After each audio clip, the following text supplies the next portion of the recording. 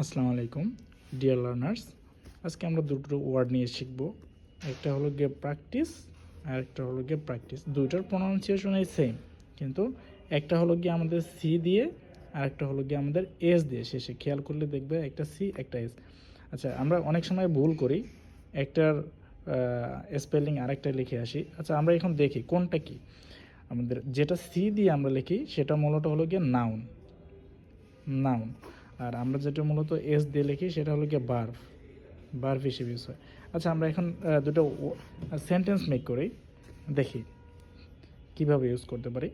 আচ্ছা, আমরা প্রথমে দেখি প্র্যাকটিস, যেটা আমরা নাউন হিসেবে ব্যবহার করি। I will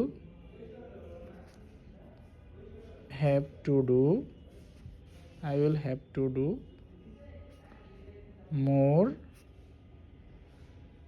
more practice.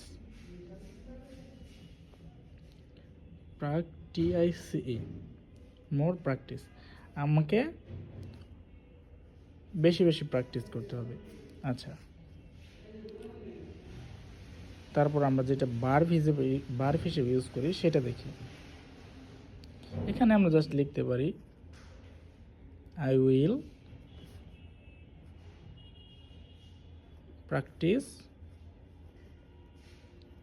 মোর। এখানে দেখো আমাদের ভার্ব হিসেবে ইউজ হয়েছে। আর যেটা উইল আছে এটা মূলত আমরা তো জানি এটা হলো গিয়ে modal verb.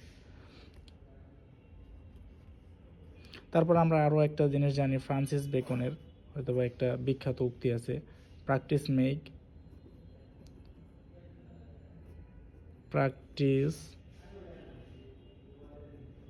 Makes a person